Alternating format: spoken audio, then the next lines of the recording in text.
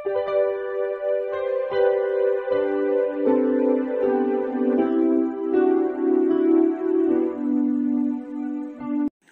Students, প্রথমেই UK educational টিপসের পক্ষ থেকে তোমাদের সকলকে স্বাগত জানাই। 2025 সালের পুষ্টিবিজ্ঞান সাজেশন হিসাবে যে ভিডিওটি দেওয়া হয়েছে তোমরা লক্ষ্য করো। দ্বাদশ শ্রেণীর টেস্ট এবং ফাইনাল পরীক্ষার এসএকিউ এর সাজেশন হিসাবে যে ভিডিওটি দেওয়া হয়েছিল তার কয়েকটি সমাধান আজকের ভিডিওতে আলোচনা করা হয়েছে। এই প্রশ্নোত্তরগুলি ভেরি ইম্পর্টেন্ট, সুতরাং স্টুডেন্টস তোমরা ভিডিওটি শুরু থেকে শেষ পর্যন্ত প্রত্যেকটা প্রশ্নোত্তর গুরুত্ব সহকারে লক্ষ্য করবে এবং তৈরি করে নেবে। এখান থেকে তোমরা কমন পেয়ে যাবে। সংক্ষিপ্ত প্রশ্নোত্তর, এখানে প্রতিটি প্রশ্নের মান হচ্ছে 1। আজকের প্রথম প্রশ্ন হচ্ছে অ্যামিনো অ্যাসিড ভাণ্ডার বলতে কী বোঝো? বিভিন্ন প্রক্রিয়ায় অ্যামিনো অ্যাসিড উৎপাদন এবং এই অ্যামিনো অ্যাসিডের কার্যাবলীর পর যে পরিমাণ অ্যামিনো অ্যাসিড রক্তে সঞ্চিত হয় তাকে অ্যামিনো অ্যাসিড ভাণ্ডার বলে। নেক্সট, অপরিহার্য অ্যামাইনো অ্যাসিড কাকে বলে? যে সমস্ত অ্যামাইনো অ্যাসিড দেহের পুষ্টি ও বৃদ্ধিতে অপরিহার্য কিন্তু দেহে সংশ্লেষিত হয় না, বাইরে থেকে খাদ্যের মাধ্যমে গৃহীত হয়, তাদের অপরিহার্য অ্যামাইনো অ্যাসিড বলে। যেমন লাইসিন, লিউসিন, ভ্যালিন, ট্রিপ্টোফ্যান এগুলো হচ্ছে অপরিহার্য অ্যামাইনো অ্যাসিড। এবার নেক্সট প্রশ্ন হচ্ছে ডিঅ্যামিনেশন বা ডিঅ্যামিনেশন কাকে বলে? যে পদ্ধতিতে যকৃতে ডিঅ্যামাইনেজ উৎসেচকের সাহায্যে অ্যামিনো অ্যাসিড থেকে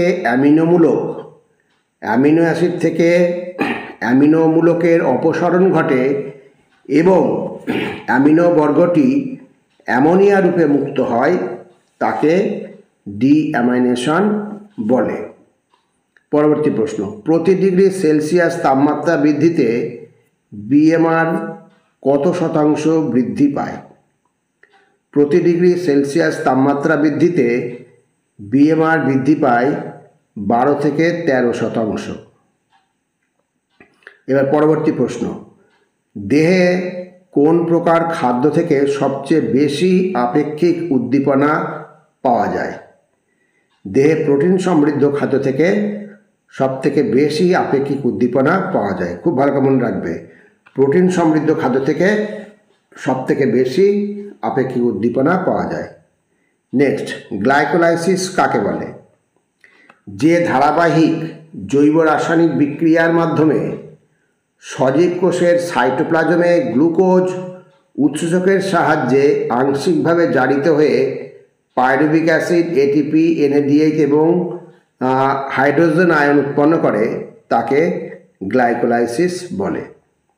নেক্সট, ট্রান্সমিথাইলেশন কি?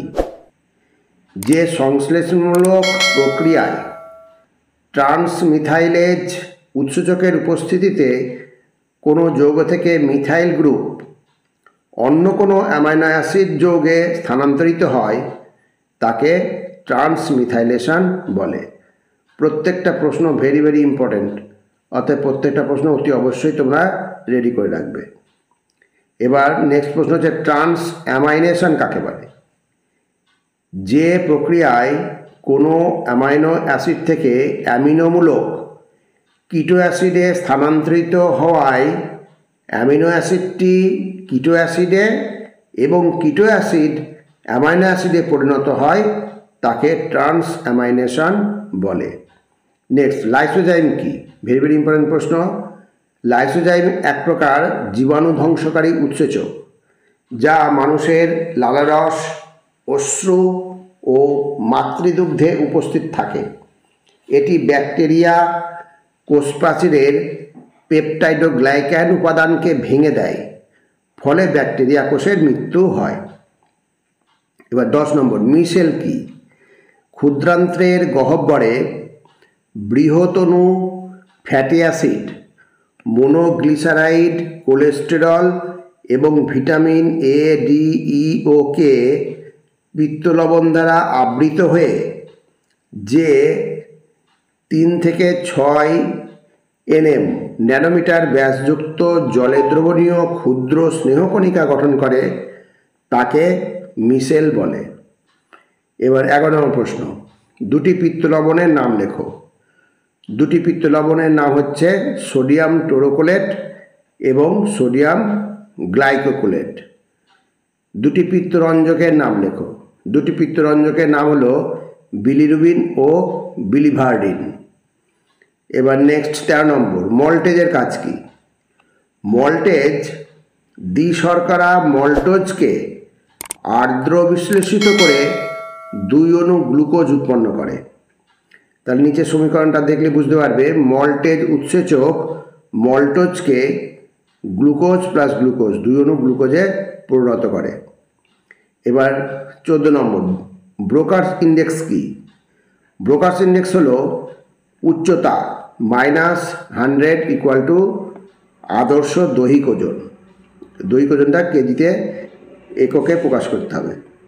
এইবার 15 নম্বর, কড়িচক্র নিয়ন্ত্রণকারী দুটি হরমোনের নাম লেখো। কড়িচক্র নিয়ন্ত্রণকারী দুটি হরমোন হলো ইনসুলিন এবং গ্লুকাগন। ভেরি ভেরি ইম্পর্টেন্ট প্রশ্ন। এবার সহ উৎসেচক কাকে বলে? যুগ্ম উৎসেচকের যে অপ্রোটিন অংশ প্রোটিন অংশের সঙ্গে শিথিলভাবে আবদ্ধ থাকে তাকে সহ উৎসেচক বা কোএনজাইম বলে।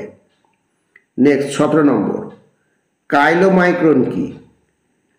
ফসফোলিপিড, ট্রাইগ্লিসারাইড, কোলেস্টেরলযুক্ত ফ্যাটি অ্যাসিড এবং কিছু পরিমাণ প্রোটিন সহযোগে গঠিত ক্ষুদ্র ক্ষুদ্র স্নেহকণিকাকে কাইলোমাইক্রন বলে।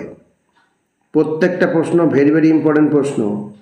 এবার নেক্সট, ICMR 2010 অনুসারে রেফারেন্স ওম্যানের বয়স ও উচ্চতা কত?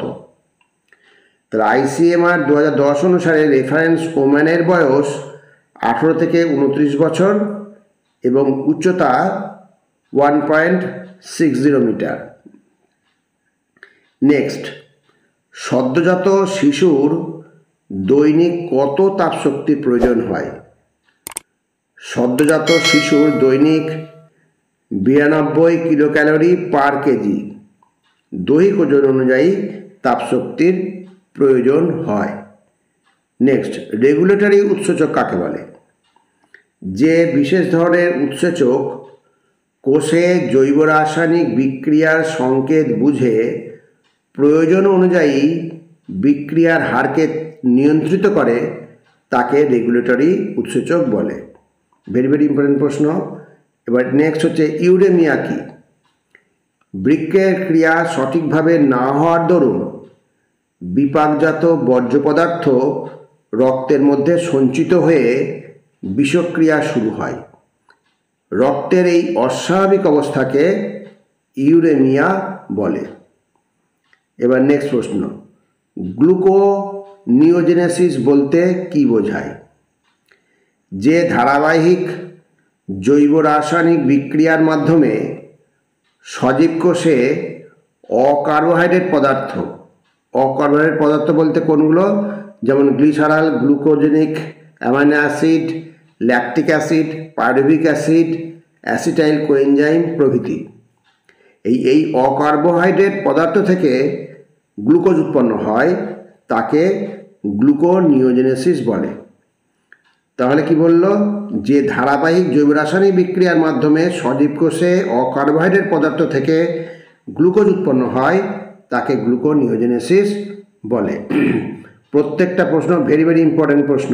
তাহলে স্টুডেন্টস, যে প্রশ্ন উত্তরগুলো তোমাদের করে দেওয়া হলো প্রত্যেকটাই ভেরি ভেরি ইম্পর্টেন্ট, অর্থাৎ প্রত্যেকটা প্রশ্ন তোমরা অতি অবশ্যই তৈরি করে নেবে, তাহলে তোমাদের পরীক্ষায় কাজে লেগে যাবে। যাই হোক স্টুডেন্টস, ভিডিওটি যদি ভালো লাগে অবশ্যই সাবস্ক্রাইব করো, এর সাথে একটা লাইক দিও এবং তোমার ফ্রেন্ডসদের মধ্যে ভিডিওটি শেয়ার করো। তাহলে স্টুডেন্টস, আজকে এখানেই শেষ করি। তোমরা সকলে ভালো থেকো, সুস্থ থেকো। Thank you very much.